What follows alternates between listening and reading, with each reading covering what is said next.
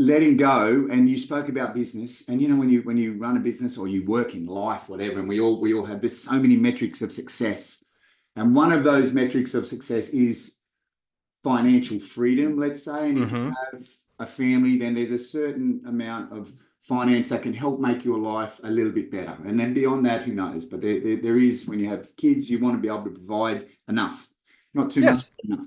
Um, and then with that going back to letting go, sometimes there's the pursuit of success. I've got to work hard, or sometimes I'm trying to align, and I'm getting better at it. Is success will ensue, and this is a little bit of Viktor Frankl as well. Success will ensue as a result of me just doing the work on myself and being the best that I can be, and show up every day Yes.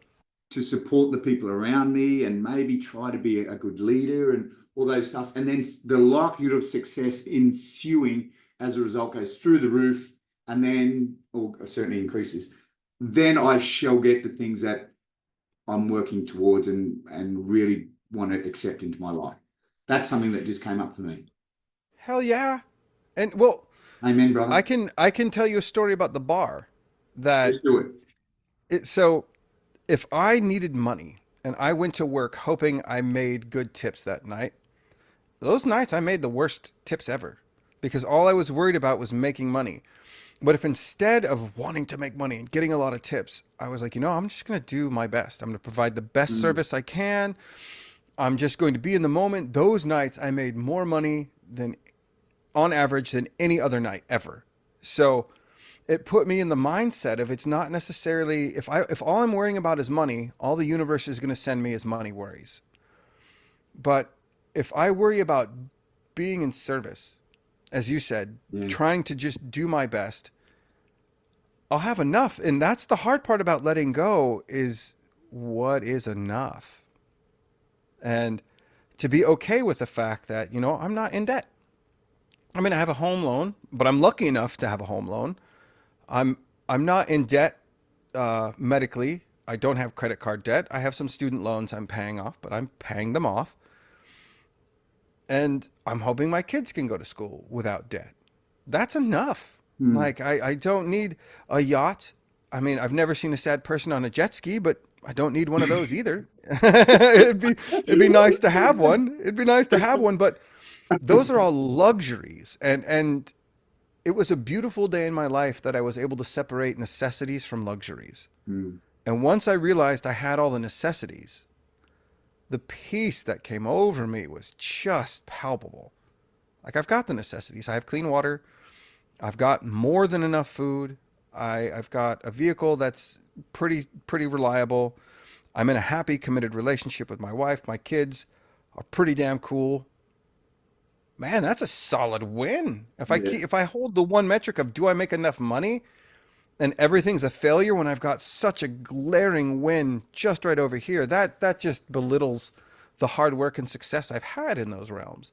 So while I may not be as financially or fiscally responsible or successful as other people, I've got a lot of wins in a lot of other places, Mm. and those make me smile. You know, So, back to your day when you make the most tips. We sort of do similar things, or my industry anyway. yeah. And I often try to communicate to, I run education, and I used to travel around a lot. It was such a gift to be able to travel the world and educate and share. And there's a few things that I would say influence success in my industry, and maybe it translates to others. First one that I always say is, if you want to be a good coach, be more interested than you are trying to be interesting. You'll have a chance to be interesting, just be patient, but just be interested in the person that's in front Oh, of you. And then the if, second if if one, all of you coaches out there listen, that is the best piece of advice you will ever get in your entire life. When it comes to coaching, there are other pieces of advice for other yeah, things, but that is it. thank you. And then the second one was, you know what, we all have choices every day when we turn up to do what we do. And the first choice is, you know what, I'm going to turn up to my work, my profession, and I'm going to do everything I can to be the best person I can be for what that I'm doing today. Or the Yep. second choice is, you know what, I'm just going to do the minimum to get by. And then I go, okay, and just step back from those two choices for a minute and extrapolate forward on which one will get you closer to where you want to go. Is it the first one, turn up and just be the best you can be for yourself and for others? Or is the second one, you know what, I'm just going to turn up and get by, and at the end of the day, I'll go home and, you know, watch, nothing wrong with watching sport to escape, because I do it sometimes, but I won't take as much ownership as I could to get into the things that sometimes I say that I want, and maybe I don't act in that way. I'd say that one, showing up most days, we all have bad days, I believe, showing up most days and just doing the best I can, choosing to, because it's not that easy to do that. Choosing to turn up and do the bare minimum, and you know what, I'll keep my job, I'll get by just enough, and maybe sometimes I'll complain, but I won't take full ownership. And that's courageous. No, I'm not saying that's easy, and I'm not saying I do that every day, but I try to, and I try to communicate that. All we can do is try. Yeah. And so I was worried about the third topic to talk to you about that you brought up, but you've already given me the in for it. The person I didn't serve as well. So this is the story about how Bart Pronk, who's one of the top Wim Hof Method coaches in the world, pretty much helped shape me into the coach I am today. I would not be anywhere as close to the coach as I am without Bart's advice. In particular, this one conversation. We were guiding a breathwork practice, and after the practice, I was frustrated. And I said, Bart, I want them to have an emotional release. I want them to have one. I think they need it. And he goes, that's the most toxic words a coach could use. What's that? He goes, I want and I need, because it's what they need and they want that's important. Who gives a fuck what you want or need?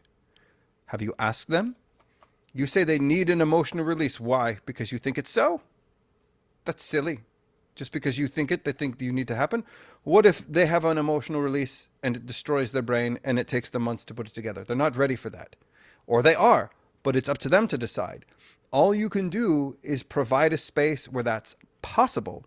If they choose, or if it happens, but that's not your responsibility. And he's like, I want you to ask them questions and believe their answers.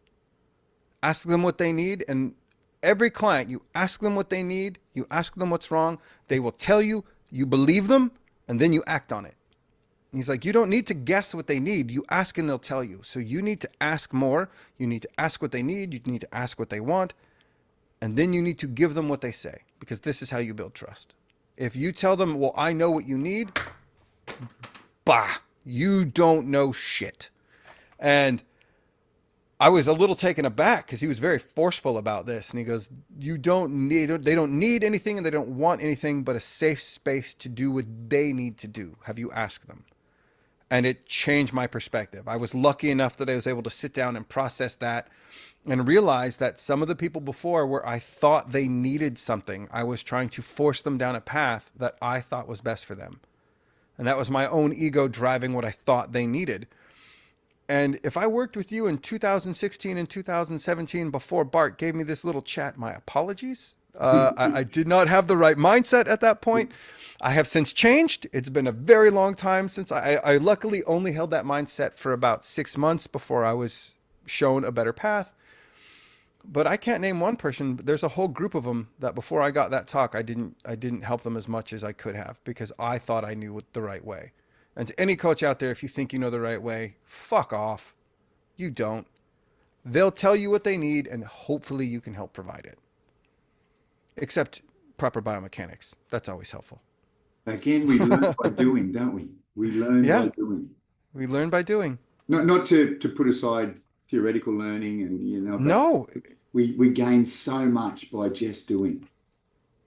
That's the synthesis of knowledge, I guess, isn't it? The theory, you need to have a certain understanding of biomechanics, like we're saying, a certain understanding of posture. So that's a theoretical understanding. But then when you do it, you get that feeling. We communicate to the part of the brain that isn't connected with speech, but isn't connected with that. That's the feeling, emotional part of the brain where we seem to make most of our decisions. We get that by the physical. I love that. Thank you, mate.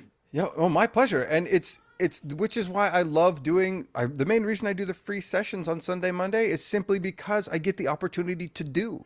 Yeah. Like, just because I'm not charging money, my favorite thing to say is your most valuable resource is your time and attention. Thank you for sharing it with me. Because you Mm. have to pay attention. And the questions people ask, the feelings that they bring to it help shape my reality, help push me further down my path because I get to do it. And they've been shown like time and time again in school, if you want someone to learn something, have them teach it to somebody. Yeah. So they can at least, talk about it, theorize. And so I love the opportunity to be wrong. I mean, if it's in a constructive way, Mm. and I love to work with new challenges, to work with new people, and then to ask them that question, how can I help you today? And it's the same question I ask people at the bar. What can I get you? I know whatever you ask me for, I'm going to try and bring you the best of that thing I can.